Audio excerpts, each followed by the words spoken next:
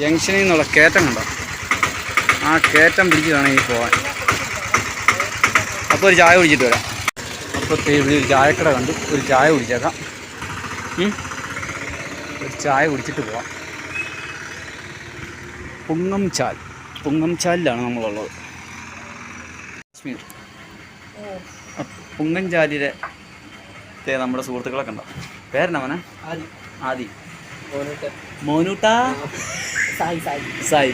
അപ്പോൾ അവർ വൈകുന്നേരം ലൈം ജ്യൂസും ചായയൊക്കെ കുടിച്ച് ഇങ്ങനെ ഇരിക്കുമ്പോഴാണ് ഞാനിവിടെ വന്ന് കയറിയത്. ജോപ്പൻ്റെ യാത്ര, JOPPENT, യൂട്യൂബിലാണ്, ഇൻസ്റ്റയിൽ ജേർണി ഓഫ്. പുങ്ങഞ്ചാലിലെ 2 സ്വാമിമാരെ കണ്ടോ?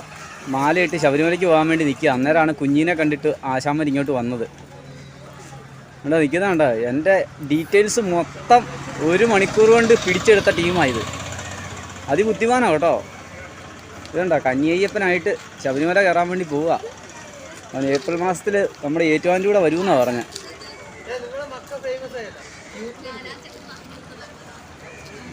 അവർ പന്തൊക്കെ കളിച്ച് നടക്കുക. അയ്യപ്പന്മാർ പന്തും കളിച്ച് നടക്കുക. ആണ്ടേ വിളിക്കുന്നു. അപ്പോൾ ശരി, നമുക്ക് കാണാം കേട്ടോ. വണ്ടി സൂക്ഷിച്ച് പോണേ കേട്ടോ. അപ്പോൾ സ്വാമിയേ അപ്പോൾ സ്വാമിമാർ പോയി. എന്നാ ഓക്കെ, താങ്ക് യു. ഓക്കേടാ, ഓക്കെ. അപ്പോഴത്തെ സ്വാമിമാർ പോയി. ഇനി നമ്മളങ്ങ് പോയേക്കുവാണ്. ഹലോ, നമസ്കാരം. ജോപ്പൻ്റെ യാത്രയുടെ പുതിയ അധ്യായത്തിലേക്ക് ഏവർക്കും സ്വാഗതം.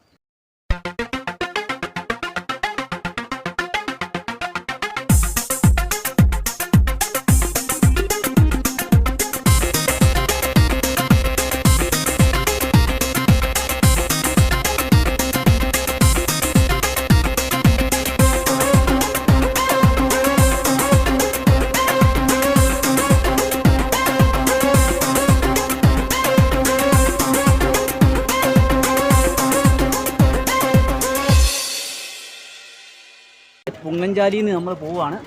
ഒരു 5.5 കിലോമീറ്റർ കൂടെ ഉള്ളൂ നമുക്ക്. ഒരു 5.5 കിലോമീറ്റർ കഴിഞ്ഞാൽ നമ്മൾ മാലോത്തെത്തും. അപ്പോൾ ഓക്കെ.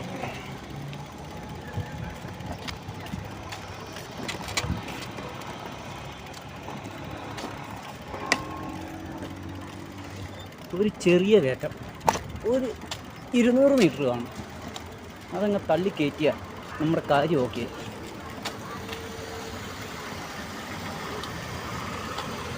ഹലോ,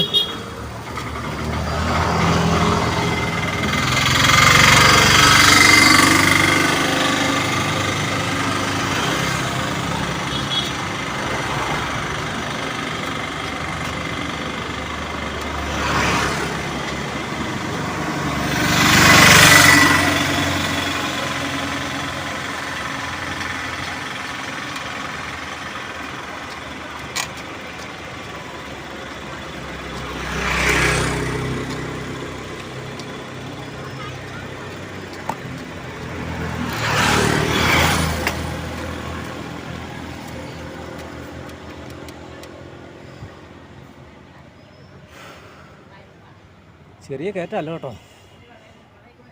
ഒരു 100 മീറ്റർ ഉണ്ട്. ഒറ്റ കുത്തായിപ്പോയി. ഇനി ഇതുപോലെ തന്നെയുള്ള ഒറ്റ കുത്തുകൂടി ഉണ്ട്.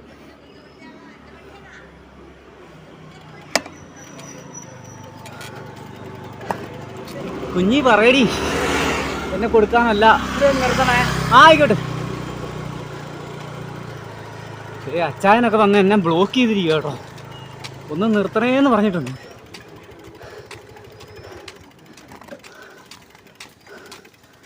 ചായ പിന്നെ പറ. മടുത്ത് അല്ലേ?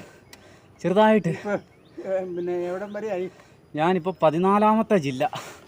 14 ജില്ല പൂർത്തിയാവുക. പിന്നെ എൻ്റെ നാട്ടുകാരനാണെന്ന് ഇങ്ങനെ അന്ന് യൂട്യൂബിൽ കേട്ട്. അതിരുമ്പോഴാണോ? അങ്ങോട്ട് കയറ്റി വെച്ചേ.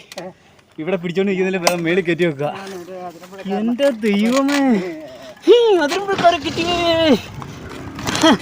നമ്മളെ അതിരമ്പഴക്കാരൻ അച്ചായനെ കിട്ടി. ഇനി നമ്മൾ ഇന്ന് പൊളിക്കും. അല്ല പിന്നെ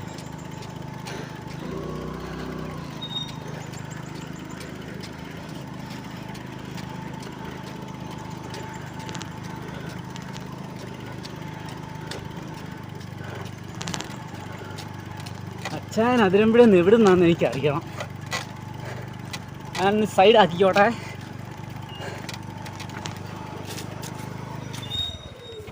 പറയാ ചായ. അതിരമ്പുഴ എവിടെയാണ് വീട്? കോട്ടയ്ക്കുറോ? വരുന്ന വഴിക്ക് നമുക്കൊരാളെ കണ്ടുകിട്ടി. സ്വന്തം നാട്ടുകാരൻ, എൻ്റെ ഫാദർ പഠിപ്പിച്ചൊരു വ്യക്തിയാണ്. ചാക്കോച്ചൻ ചേട്ടനാണ്. നമ്മുടെ തൊട്ടടുത്താണ് വീട്. ജോസഫ് ചേട്ടൻ എന്നാണ് ഒഫീഷ്യൽ നെയിം. ചാമക്കാലയിലെ ജോസഫ് ചേട്ടനാണ്. അദ്ദേഹം അതിരമ്പുഴക്കാരനാണ് കേട്ടോ. ഞങ്ങളുടെ അതിരമ്പുഴ ഇടവകയിൽപ്പെട്ട ആളായിരുന്നു. ഇങ്ങോട്ട് കുടിയേറിയ ആളാണ്. അപ്പം ചാച്ചനെ ഇവിടെ വെച്ച് കണ്ടിരിക്കുകയാണ്. എൻ്റെ ഫാദർ വേദപാഠം പഠിപ്പിച്ച ആളാണ് റീത്താക്കളരിയിൽ, അതായത് കാരീസ് ഭവൻ്റെ തൊട്ടടുത്തുള്ള റീത്താക്കളരിയിൽ. ഇപ്പോൾ അവിടെ മാറി താഴോട്ട് പള്ളിയൊക്കെ ആയി. എങ്കിലും അതിരമ്പുഴക്കാരൻ ഒരാൾ ഇതിലെ സൈക്കിളിൽ പോകുന്നുണ്ടെന്ന് അറിഞ്ഞ് ഓടി സ്കൂട്ടറും എടുത്ത് വന്നതാണ്. ഇതിൻ്റെ താഴെയാണ്, ഈ പുഴയുടെ അക്കരെയാണ് വീട്. അപ്പോൾ ചാച്ച പറ, ഇവിടെ എങ്ങനെയുണ്ട്? ഇവിടെ പിന്നെ ഞങ്ങൾ 74 കുടിയേറിയതാണ്. പിന്നെ സുഖമായിട്ട് ജീവിച്ചു പോണു. എനിക്ക് 2 മക്കളാണ്. പിന്നെ 2 മൂത്തത് മകളാണ്. അവളുടെ വിവാഹം കഴിഞ്ഞു, കുടുംബമായിട്ട് താമസിക്കുന്നു. പിന്നെ സന്തോഷമായിട്ട് പോകുന്നു. ഭാര്യയും ഞാനും മകനും ഉണ്ട് വീട്ടിൽ. ഞങ്ങൾ സുഖമായിട്ട് പോകുന്നു. ഒരു സീൻ കണ്ടോ കേട്ടോ. കടവാവലിൻ കൂട്ടമാണ് ഈ മരത്തെ മുഴുവൻ. പറന്ന് നടക്കുന്നുണ്ടോ?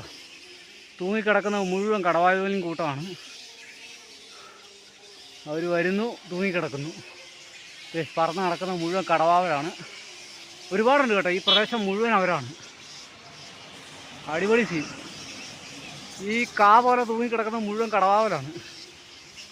മരത്തിൻ്റെ കായല്ല, കടവാവൽ കൂട്ടമാണ്.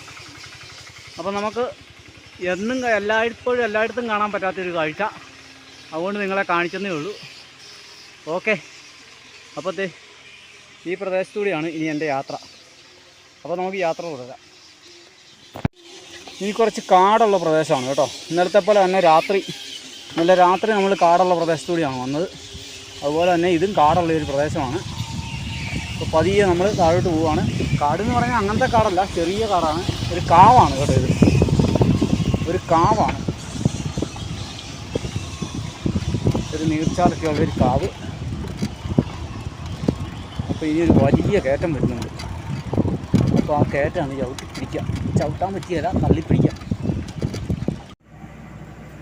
ഈ പമ്പിൽ ഒരു കുഴപ്പവും ഇല്ലാതെ കിടക്കാൻ വന്ന എന്നെ ഈ വണ്ടിയിൽ ലോഡ് ചെയ്ത് മഴയത്ത് ഇവരുടെ ക്ലബിലോട്ട് കൊണ്ടുപോവുകയാണ്. സമയം ഏകദേശം 9:30 കുഞ്ഞിനെയൊക്കെ ഞങ്ങൾ അഴിച്ച് അതിൻ്റെ അകത്താക്കിയിട്ടുണ്ട്. അവിടെ കിടന്നോ, നിന്നെ വിറ്റ് ചെയ്യാൻ. നിന്നെ ഇവരെ ഏറ്റെടുത്ത് നമ്മുടെ മാലോത്തുള്ള പിള്ളേരെല്ലാം, ക്ലബിലെ പിള്ളേരെല്ലാം കൂടി വന്നിട്ട് നമ്മളെ പൊക്കി എടുത്തുകൊണ്ട് പോവുകയാണ്. കണ്ടോ, അവർ ലോഡും കയറ്റി. ഈ കയറ് കെട്ടിയിട്, അല്ലെങ്കിൽ വഴിയിലാവും കയറ്.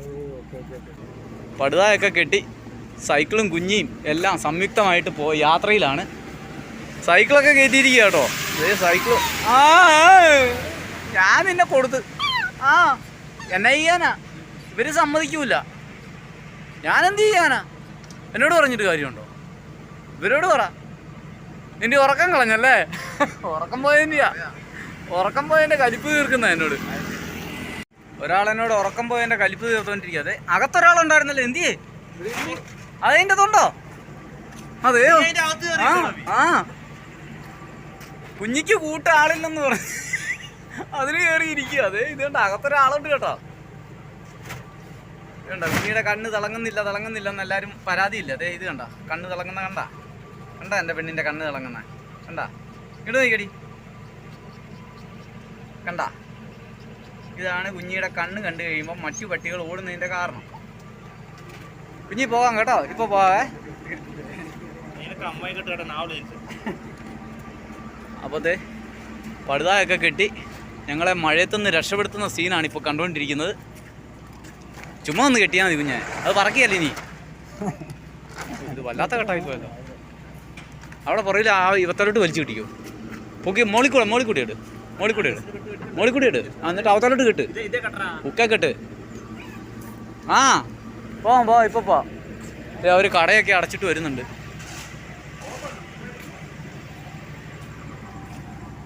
പിന്നെ എല്ലാവരും പറയും ഞാൻ പിള്ളേരെ എല്ലാം കയറി എടാപോടാന്ന് വിളിക്കുന്നെന്ന്. ഇതൊക്കെ നമ്മുടെ പിള്ളേരാണ്, അതുകൊണ്ടാണ് വിളിക്കുന്നത്. അപ്പോഴത്തെ കവല ഗായിങ്ങിലാണ് ഞാനിപ്പോൾ ഉള്ളത്. ഉമ്മാരെല്ലാം കൂടി ഇത് കണ്ടോ നല്ല പരുവത്തിലാക്കിയിട്ടുണ്ട്. ഇത് കണ്ടോ വീടുകളിൽ നിന്നുള്ള ഫുഡ്. ഒരു 3-4 വീട്ടിലെ കറി മുഴുവൻ ഇവിടെയുണ്ട്. നോക്ക്, ബീഫിന് ബീഫ്, മീനിന് മീൻ, പിന്നെ ബീഫ്, ചിക്കൻ. എന്താ ദൈവമേ, എനിക്ക് വയ്യ. ഇതിപ്പോൾ ഞാൻ രാവിലെ നേരം വെളുക്കുന്നിടം വരെ ഇരുന്ന് കഴിച്ചാലും ഇത് തീരുമെന്ന് എനിക്ക് തോന്നുന്നില്ല. ആ പരുവത്തിലാക്കിയിരിക്കുകയാണ്. അതിൻ്റെ സൂത്രധാരൻ എൻ്റെ മുഖം ഒന്ന് കാണിക്കട്ടെ. ഓടുക എടാ ഒന്ന് കാണിക്കടാ. ഇത്രയൊക്കെ സഹായം ചെയ്തിട്ട് നാളെ നീ വീഡിയോ എടുക്കാനുണ്ടല്ലോ.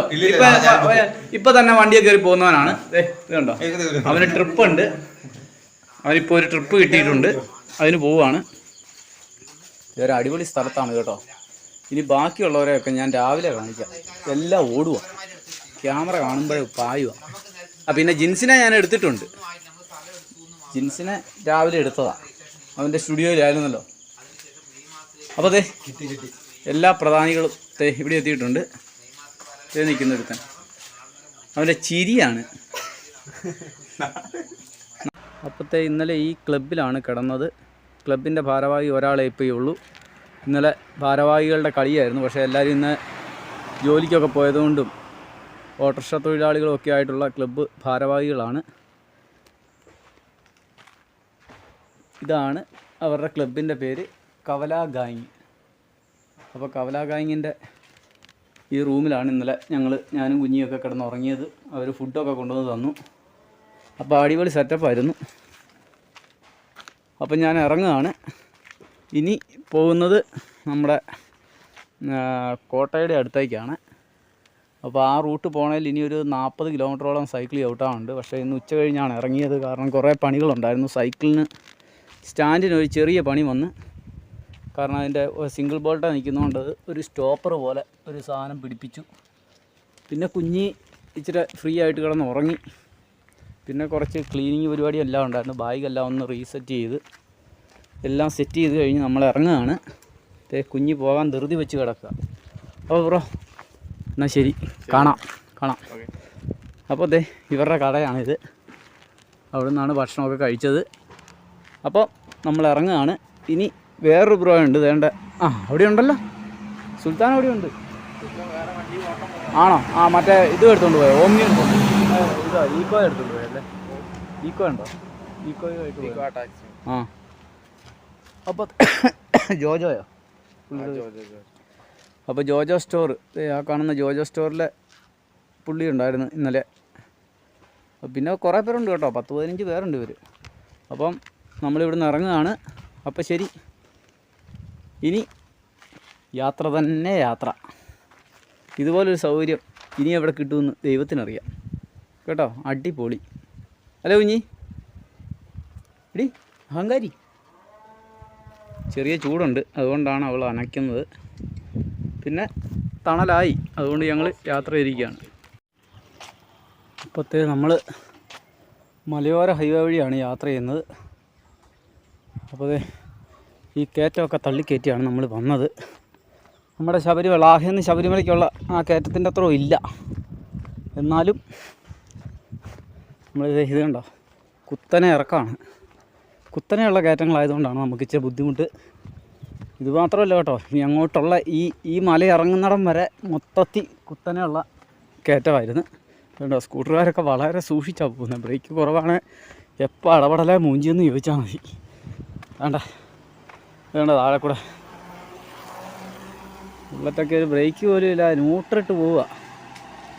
ബ്രേക്ക് എങ്ങാനും ഇച്ച കുറഞ്ഞാൽ ഇതുണ്ടോ സ്കൂട്ടറുകാർ പോകുന്ന പോക്കുണ്ടോ, പേടിച്ചാണ് ഓടിച്ചു പോകുന്നത്. അത്രയ്ക്ക് കുത്തനെയുള്ള റോഡുകളാണ്. അപ്പോൾ ഇവിടെ നിന്നുള്ള കാഴ്ച വളരെ മനോഹരമാണ്. ഇത് കണ്ടോ, ഒരു മല, അതിൻ്റെ പുറകിൽ മറ്റൊരു കളറിൽ മറ്റൊരു മല. അവിടെയെല്ലാം നാൾ താമസമുള്ള കേട്ടോ. മുഴുവൻ തെങ്ങും തോപ്പാണ്. അപ്പം അതിൻ്റെ അപ്പുറത്തെ മലയിലും ആൾത്താമസമുണ്ട്. ഇവിടുന്ന് വീടുകളൊക്കെ കാണാൻ പറ്റും, പക്ഷേ ക്യാമറയിൽ കാണാൻ പറ്റുമോ എന്ന് എനിക്കറിയില്ല. മൊത്തം ഒരു പൊടി പടലമാണ്. നല്ല കുത്തനെ കയറ്റം കയറിയാണ് എല്ലാവരും വരുന്നത്. ആ കയറ്റമാണിത്. ഇത് കണ്ടോ, ഇവിടുന്ന് തന്നെ നോക്കിയേ, ഏത് നിരപ്പിലാണ്. നേരെ പിടിച്ചിരിക്കുന്ന ക്യാമറയാണ്. നോക്ക് എങ്ങനെയുണ്ടെന്ന് നോക്ക്.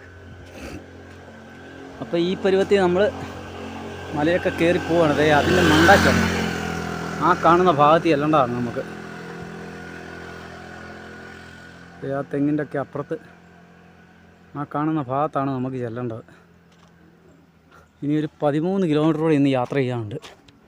അത് കഴിഞ്ഞിട്ടേ ഉള്ളൂ ഒരു പെട്രോൾ പമ്പ് കാണിക്കുന്നുള്ളൂ. അതുകൊണ്ടാണ്. അടിപൊളി യാത്രകൾ, സൂപ്പറാണ് കേട്ടോ. കാസർഗോഡിൻ്റെ മലയോര ഹൈവേ കയറിയുള്ള യാത്ര. കേരളത്തിലെ ഒട്ടുമുക്കാലും ജില്ലകളുടെ മലയോര ഹൈവേ നമ്മൾ കയറി. അതുപോലെ തന്നെ കാസർഗോഡിൻ്റെ മലയോര ഹൈവേയിലൂടെയാണ് കയറുന്നത്. ടയോട്ടയുടെ അർബൻ ക്രൂയിസർ വരെ ചത്ത് തൂറിയാണ് കയറുന്നത്.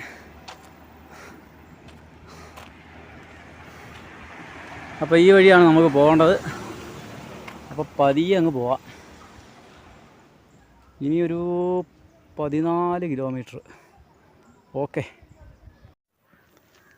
അപ്പോഴത്തെ നമ്മൾ കോഴിച്ചാലിലോട്ട് കയറി പോകുമ്പോഴത്തേനുള്ള വഴികളാണ് കാണുന്നത്. ശരിക്കും കാടാണ് കേട്ടോ. ഇത് പോപ്പുലർ ഗ്രൂപ്പിൻ്റെ തോട്ടമാണ്. അതുകൊണ്ടായിരിക്കണം ഇവിടെ വഴിയൊന്നും നന്നാകാതെ കിടക്കുന്നത്. ബാക്കി താഴം വരെ വഴി ഓക്കെയാണ്. ഇങ്ങോട്ട് ഒരുമാതിരി നാട്ടുകാരെ പറ്റിക്കുന്ന റോഡാണ്. എനിക്ക് തോന്നുന്നു ഈ ഗ്രൂപ്പുകാരൊന്നും സ്ഥലമൊന്നും കൊടുക്കാത്തതുകൊണ്ടായിരിക്കും ഇങ്ങനെ ആക്കിയിട്ടിരിക്കുന്നത്. ഏതായാലും മലനിരകളുടെ മുകളിൽ കേരള കർണാടക ബോർഡറിലാണ് ഞാനിപ്പോൾ ഉള്ളത്. ഇവിടുന്ന് കുറച്ച് ദൂരമേ ഉള്ളൂ കർണാടക സ്റ്റേറ്റിലോട്ട്. ഇത് എസ്റ്റേറ്റ് എന്നൊക്കെ പറയുന്നത്, പക്ഷേ കാട് പിടിച്ച് കിടക്കുന്ന സ്ഥലമാണ്. റബ്ബറുണ്ട്, കാപ്പിയൊക്കെ ഉണ്ടെന്നാണ് പറഞ്ഞത്. 100 കണക്കിന് ഏക്കർ തോട്ടങ്ങളാണ് ഇതൊക്കെ. ഇതിൻ്റെ മുകളിലാണ് ആളുകൾ താമസിക്കുന്നത്. ഇതിൻ്റെ ഏറ്റവും മുകളിൽ ഞാനിപ്പോൾ താഴെ വഴി വെച്ച് കണ്ട് കുറേ പേരൊക്കെ ഉണ്ട്. അവർ ജോലി കഴിഞ്ഞ് വീട്ടിലോട്ട് പോകുന്നതാണ്. ഇപ്പോഴത്തെ 6 മണിയാകുന്നു കേട്ടോ. സൂര്യൻ അസ്തമിക്കാൻ പോവാണ്. ഇനിയുള്ളത് ഒരു ഭയങ്കര കയറ്റമാണ്. ഇത് കണ്ടോ, ഈ കയറ്റം ഒന്ന് തള്ളി കയറ്റിയാലേ ഉള്ളൂ ഇന്നത്തെ കാര്യം നടക്കത്തുള്ളൂ. ഇവിടെ ഒരു 6, 7 മണി, 8 മണി, 10 മണിയൊക്കെ ആകുമ്പോഴത്തേന് ആന ഇറങ്ങുന്ന സ്ഥലമാണ് കേട്ടോ. ഞാൻ നുണ പറഞ്ഞതല്ല, സത്യമാണ്. അതുകൊണ്ട് എങ്ങനെയും എനിക്ക് ഈ കയറ്റം ഒരു ഭയങ്കര കയറ്റമാണ്. നമുക്ക് വിശ്വസിക്കാൻ പറ്റാത്ത ഒരു കയറ്റമാണ്. ചിലപ്പോൾ കയറ്റം കയറി ചെല്ലുമ്പോഴത്തേക്കും ചിലപ്പോൾ കുഞ്ഞിനെ ഇട്ടിട്ട് ഓടേണ്ടി വരുമോ എന്ന് എനിക്കൊരു സംശയമുണ്ട്. വേണ്ട, കുഞ്ഞ് അവിടെ ഇരിക്കുക. അങ്ങനെയാണ് ഞാൻ കുഞ്ഞിനെ മറച്ചിട്ടിട്ട് ഓടുകയേ ഉള്ളൂ. അതിനെന്നോട് ആരും എന്ത് പറഞ്ഞിട്ടും കാര്യമൊന്നുമില്ല. കാരണം ആനയൊന്നും രണ്ടുമല്ല, നമ്മുടെ കർണാടക അതിർത്തിയിൽ നിന്ന് ഇങ്ങോട്ട് ഇറങ്ങി വരുന്ന ആനയാണ് കേട്ടോ. അവരൊരു വലിയ കൂട്ടം കാണും. ഒരു 10-30 പേരുടെ ഒരു കൂട്ടമായിരിക്കും വരുന്നത്. അപ്പോൾ ഓടാതിരിക്കാൻ രക്ഷയില്ല. കുഞ്ഞിനെ എടുത്തെറിയുക, ഓടുക എന്നുള്ളതേ ഉള്ളൂ. സൈക്കിൾ അടക്കം കളഞ്ഞിട്ട് വരിക. അതുകൊണ്ടാണ് ഈ റോഡിലൂടെയൊക്കെ ഞാൻ ഈ തള്ളിക്കയറ്റി വരുന്നത്. ഇത്രയും വലിയ കയറ്റങ്ങളൊന്നും തള്ളിയിട്ടുണ്ടെന്ന് തോന്നുന്നില്ല. എങ്കിലും ഇതൊരു ഭയങ്കര കയറ്റം തന്നെയാണ് കേട്ടോ. പറയാൻ പറ്റിയല്ല, അതുപോലത്തെ ഒരു കയറ്റമാണിത്. ഇവിടെ തള്ളിയാൽ മതി. നമുക്ക് കണ്ട വലിയ കയറ്റങ്ങൾ പോലെയല്ല, ചെറിയ കയറ്റമാണ്. പക്ഷേ കട്ട റോഡാണ്. ഇവിടെ അടുത്ത് പള്ളി നല്ല പരിപാടിയുണ്ട്. ഞാൻ ഭാഗത്തോട്ടാണ് പോകുന്നത്. അപ്പം പള്ളിയിലെ പരിപാടി കൂടാൻ പറ്റുവാണെങ്കിൽ കൂടാം. അതല്ല എങ്കിൽ വൈകിട്ട് പരിപാടി കഴിയുമ്പോൾ അച്ഛനോട് ചോദിച്ചു അവിടെ തന്നെ കിടക്കും. കാരണം എന്നാന്ന് വെച്ചാൽ കുറേ അച്ഛന്മാരൊക്കെ പോകുന്നുണ്ട്. ഒരു വണ്ടിയിൽ ഒരു 4-5 അച്ഛന്മാർ. എനിക്ക് തോന്നുന്നു അച്ഛന്മാരാണോ അതോ ബിഷപ്പൊക്കെ ആണോ എന്നൊരു സംശയമുണ്ട്. ഏതായാലും ഇന്ന് നോക്കാം. ചിലപ്പോൾ അവരെയൊക്കെ കണ്ട് സംസാരിച്ചാൽ അവിടെ കിടക്കാൻ പറ്റിയാലോ. കയറ്റമാണ് കേട്ടോ, കയറ്റം ചെറിയ കയറ്റമാണ്. മുമ്പത്തെ പാട്ട് ചങ്ക് പൊട്ടുന്ന കയറ്റമാണ്. ചങ്ക് പൊട്ടുന്ന കയറ്റമാണെങ്കിൽ പിന്നെ വർത്തമാനം പറയാൻ പറ്റും.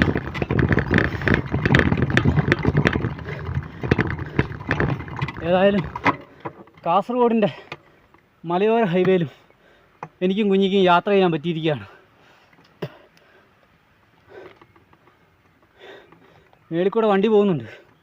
ഇതിൻ്റെ മേളിൽ കൂടെ കയറിയാണ് ഞാൻ പോകേണ്ടത്. നമ്മുടെ ഇടുക്കി പത്തനംതിട്ടയൊക്കെ വെച്ച് നോക്കുമ്പോൾ ഇത് ചെറുത്, മലപ്പുറം വെച്ച് നോക്കുമ്പോൾ അതിലും ചെറുത്. പക്ഷേ ഉണ്ടായിരുന്നൊരു കയറ്റം ഉണ്ടല്ലോ, ഒരു ഒറ്റക്കുത്ത് കയറ്റമായിരുന്നു. എൻ്റെ പൊന്നോ, എൻ്റെ അണ്ടകടാഹം കീറിപ്പോയി. ഞാൻ ഓർത്ത് വണ്ടി സ്ലിപ്പായി താഴെ പോയെന്ന്. ഏതായാലും നമ്മൾ പിടിച്ചു വന്നു. അതിനിടയ്ക്ക് കുറേ കുരങ്ങന്മാരും.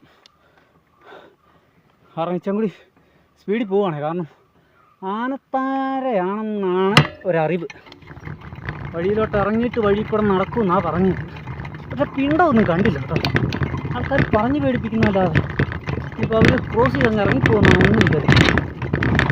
വഴിയിൽ ഞാൻ നോക്കി, പിണ്ടം വല്ലതും കണ്ടോ? ഒന്നുമില്ല, കണ്ടില്ല. ഇത് അവരുടെ ടോയ്ലറ്റ് ഏരിയ അല്ലായിരിക്കും, അതുകൊണ്ടാണോ?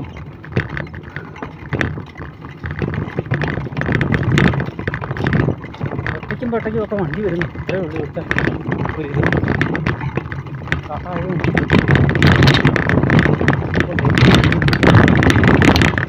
പോകുന്നുണ്ടോ?